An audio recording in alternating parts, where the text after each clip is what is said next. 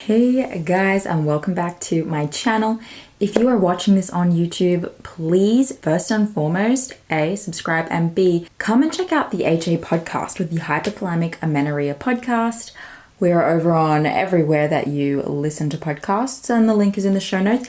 And that is just an amazing resource. I release an episode every single week about all things hypothalamic amenorrhea, mindset, body image, how to recover, how to stay recovered, how to continue optimizing your cycle, everything like that. So if you love podcasts, that's definitely the place to go. And with that, let's dive into today's episode. Today we are talking daily habits for you to include into your daily routine that are going to help you get your period back, but just as importantly, keep your period. It's one thing to get your period, and we talk about this a lot on this channel and on my podcast, but it's one thing to get your period and it's another thing to keep it coming. So it's not enough to go through the recovery process, get your period back, and then expect it to stay every single month for the rest of the time. That's not realistic. It's a constant journey, and that's something that most people discover about their recovery journey. It continues past getting your period the first time. Now, you're probably going to have to instill some lifestyle habits and strategies for the rest of time to make sure that, it's optimized. And this makes sense. What you were doing before wasn't helping. It didn't work. You weren't getting your period back. So it makes sense that there are some changes you're going to have to make. The very first habit that you need to be instilling in your routine is the morning. Okay, so ensuring that you're doing the following in the morning. 1, hydrating. Wake up, drink some water. Number 2 is first thing in the morning, you're going to eat a balanced breakfast. I talk about breakfast so much on this podcast/show YouTube channel. It's silly, but it's true. Breakfast will bring your period back. And I talk all about my story in another video. I'll link it in the show notes. If you watch the story about how I got my period back or listen to the podcast episode, it's episode number 2. I go into detail about all the things I did to get my period back and how important breakfast was. The reason you need to make sure you're eating breakfast when you get up, after you hydrate, before you embark on your workday, before you walk out the door to take a walk in the morning. I know that your dog needs a walk first thing in the morning, but this is really important, okay? I know that there are priorities of things that you need to get done in the morning, but I'm telling you that a part of that is an excuse to avoid doing the things you need to do. So breakfast, and a balanced breakfast at that. We once had a client who we discovered, she said she was eating first thing in the morning, but upon getting on like a phone call with her and breaking down everything she's doing, she was eating like 2 graham crackers for breakfast. And we resolved that. We got her period back. We got her pregnant. So we need to be ensuring it is a balanced meal. And that means something that's not going to spike your blood sugar, something that's going to make you feel good, keep you full and sustained all the way through till your next meal. So that means ensuring that there's a healthy balance of carbs, protein, and fat in each of your meal. For breakfast, this can look like eggs with toast and sauteed greens, potatoes with salmon and herbs and onion and garlic and all kinds of good veggies in it. Or it can look like a yogurt bowl that's got a bunch of berries in it and it's got some peanut butter in it. Maybe you add some collagen powder, something like that, that's got all the different macronutrients filled with lots of micronutrients as well. So sometimes I see clients come and they're crushing it in terms of the calorie intake and they're doing a good job of having the 3 different macronutrients, but it might look like egg whites with an English muffin and cheese. Okay, yes, there's protein, carbs, and fat in all of those things, but where's the micronutrient value? Okay, you have egg whites, but all of the nutrient value is in the yolks. And okay, you have carbs in the English muffin, but the English muffin is just flour and there's usually some kind of sugar in it. And the cheese is just cheese. So all that's great. Have those 3 things, but maybe switch the egg white out for a full egg and add some sauteed spinach on there. Have a side of fruit, like berries. Have some tomato on there. Like, I'm not saying you need to fill your plate with excessive vegetables, but add one in. Start small, but make sure you're consistent, because these are the little tiny things that are going to add up to ensuring that next cycle your period arrives. Number 3 is to ensure that you're not starting your day stressed. So I used to wake up and get straight on my computer because I love my job and check my email and get to work. But even though I enjoyed it, it was still a stress. It was still like I was not starting my day in any kind of relaxed way. I was immediately in like go, go, go mode. And so many of us are like that. That's the typical personality of an HA. So I just want you to be aware, keep in mind, maybe you could hang on a sec, don't pick up your phone, don't get on social media first things first, and read a book for a bit, sit and have your breakfast in silence. The routine or the ritual of hydrating, having your breakfast, going to brush your teeth, and doing it all in a slow and relaxed pace if you can, is a really great way to start your day. And if you do that consistently, you're going to be getting up in the morning in a non-stressed state, which means your cortisol levels are not going to be spiking through the roof. And because you are including breakfast and doing it in a balanced way, you're going to be hitting it with a double whammy of morning stress. Morning stress is a wild thing because you want to be breaking the fast with the breakfast, and you want to be keeping stress down with the breakfast and with your own, mental mindset strategies. Now, if you've heard the majority of my content, I've said it once, I'll say it a million more times. With that breakfast, you could totally have coffee, but make sure you've had a few bites of your food. Ideally, you've totally finished your breakfast before you actually drink coffee or any kind of caffeine supplement or whatever. If you're taking a caffeine supplement, just stop right now.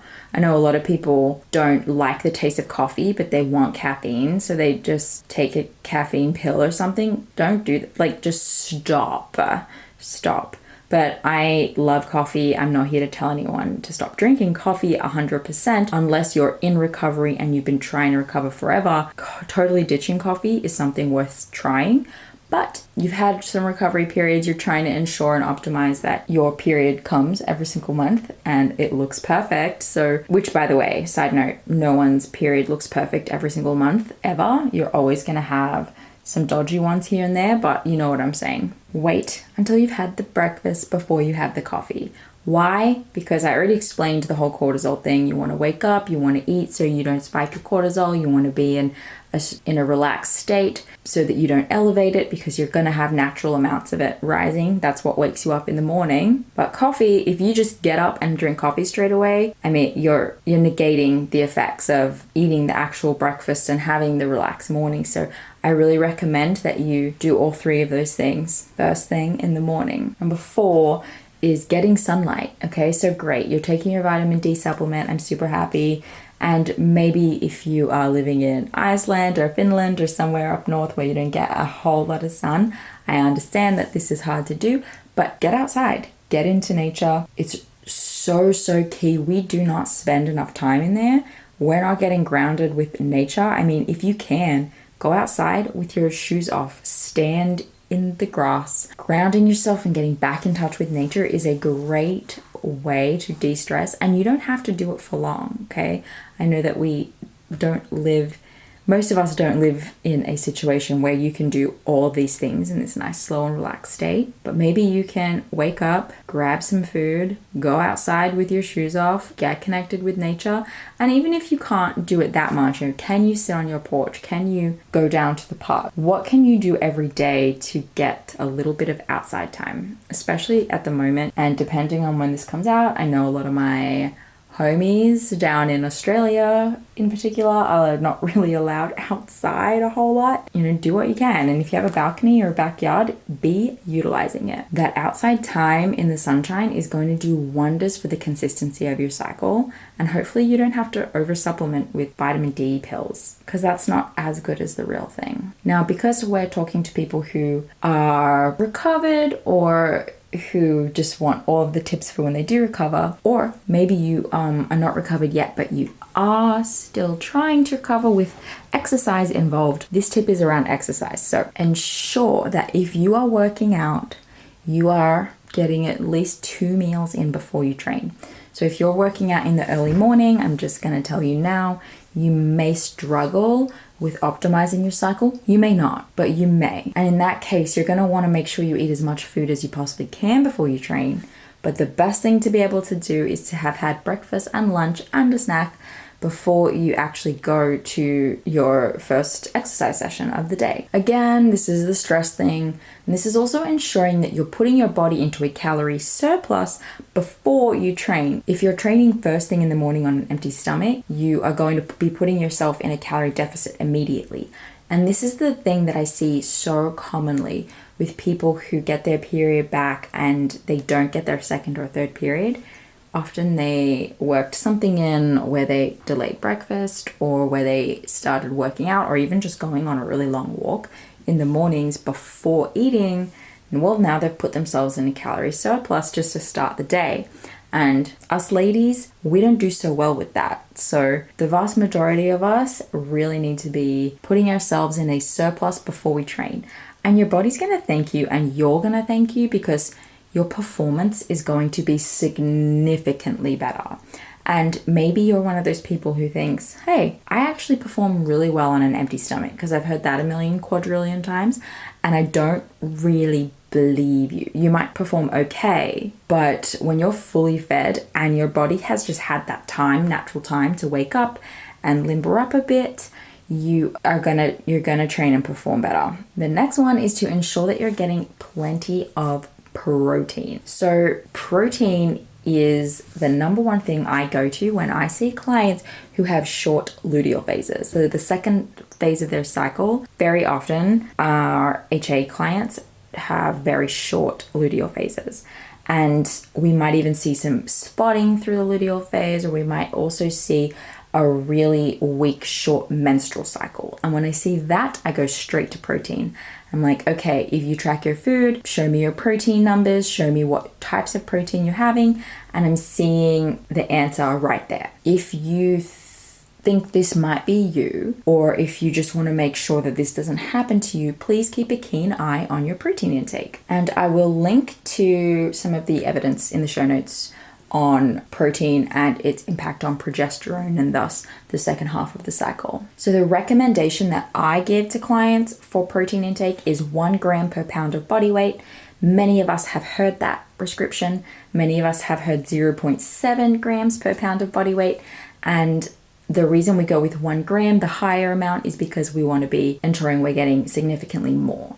Women who don't struggle with HA or who have been eating plenty of protein forever and ever, maybe they can have a bit less, but we need to be ensuring that we're eating a significant quantity of protein at this time. So I would recommend 1 gram per pound of body weight of protein. If you don't know what that really means or looks like, I don't necessarily encourage you to start tracking that kind of thing. I just want you to be cognizant that you're eating a significant amount of protein in every meal. So if you're having just a little bit in every meal, it's not going to be enough, okay?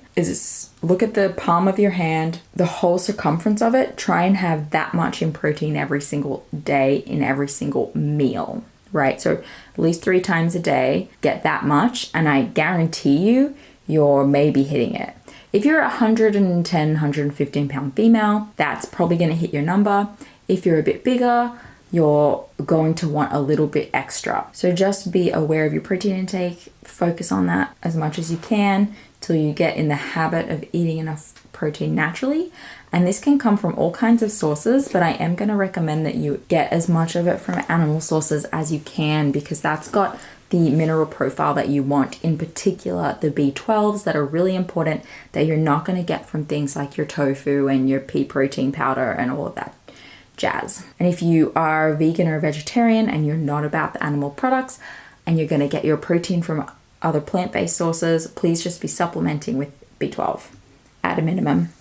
Now the next one is fats. Ensure you're getting plenty of good fats. So this doesn't include trans fats and the oils and the stuff from the things like the fried foods that a lot of us are encouraged to eat a lot of, because that, they're pretty strongly linked to PMS type symptoms. And I don't want you to get your period back and then have your period feel like someone's reaching into your vagina and pulling out your uterus.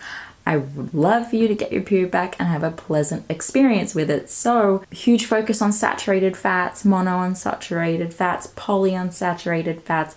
That's the good stuff. Saturated fats are easily identifiable because they're like solid at room temperature. So butter, ghee, animal lard, coconut oil, and they melt when heat is applied. So that's a good way to identify them. And then monounsaturated, you're looking at your avocados, your olive oils, and polyunsaturated, we're looking at our nuts and seeds. So I said them in that order so you get a vibe for order of volume and quantity.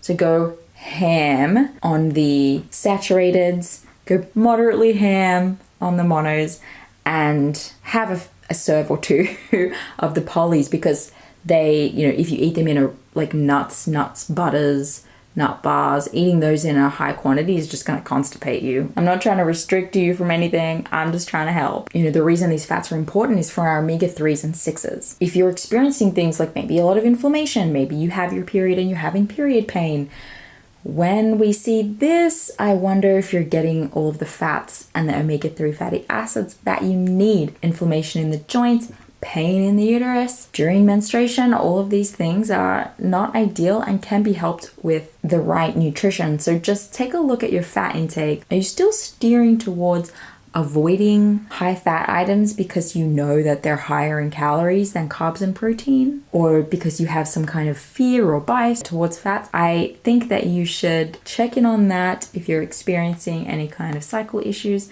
and just see, is fat where you're neglecting things? And now carbs. And carbs is one of those things where, like, I have clients where sometimes we have to up the carbs and sometimes we have to lower them in order to see progress in cycle optimization.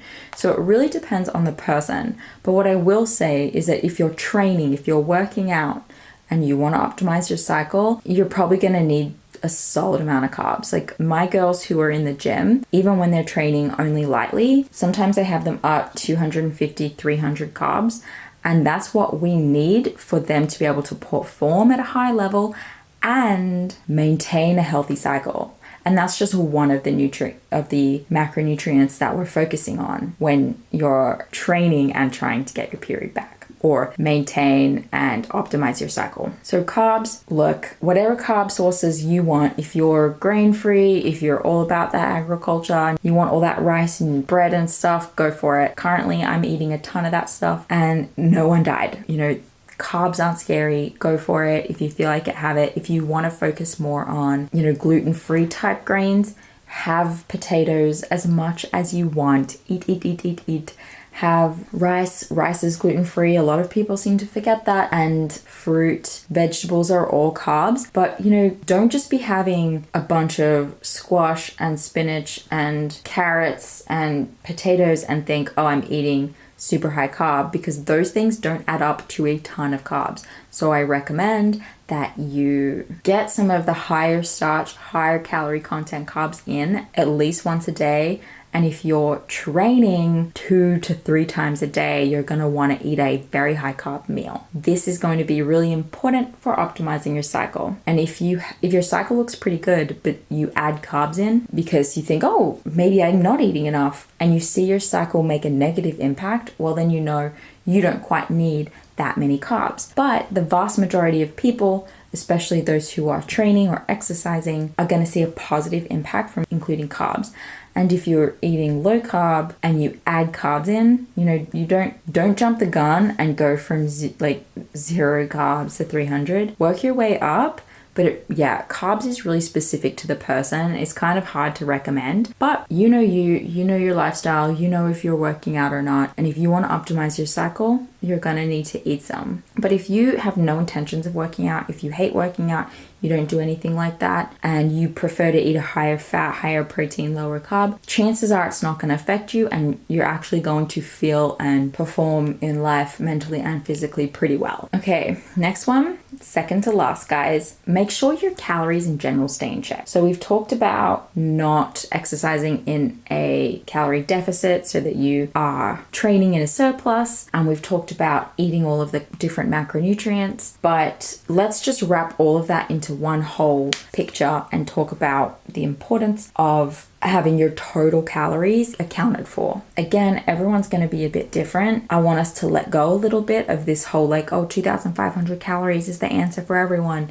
It may be lower for you by a little bit, it may be higher by a little bit or a lot. Whatever it is, you need to figure out what it is for you and then keep that in check. This is why I often recommend working with someone, getting someone if you need that kind of support to help figure out what that looks like for you, whether it's the specific number of calories or whether it's just working with someone to understand what a good amount of food literally looks like for you so that you're eating that kind of consistently. And then most importantly, learning to have basically this whole intuitive eating thing, right? Learning to have a more intuitive relationship with food so that you know when you're going through a season of life that requires more and a season of life that doesn't require as much. And I talk about a season that doesn't require as much because I see a lot of people also in the HA space go through a kind of stressful time of like, hey, I'm not doing a lot and I'm not that hungry and I feel bad, like I should be eating more. And we replace this should not be eating mindset that we had for a long time with this should be eating all the time mindset. And we literally just swap them out and remain a little bit stressed. So it's really important to learn when you should be eating more food and when it's okay that you're not stuffing your face all of the time. So there's that. Keeping your calories in check overall is really important. And maybe I should have started with that, right? The calories up the top and breaking down your energy output and your energy input, which looks like ensuring you're having plenty of rest and plenty of carbs, protein, and fat, plenty of minerals and micronutrients, getting it all in. That's super important. And first things first is, your energy intake. But we're here talking about ensuring you continue to get your cycle too, right? Which means optimizing, which means you don't want it to be 40, 50, 60 days long. So that's why I dive into the micronutrients and all of that jazz, because I have tons of clients. I've seen it in practice constantly that just because you're eating enough doesn't make your cycle optimal. It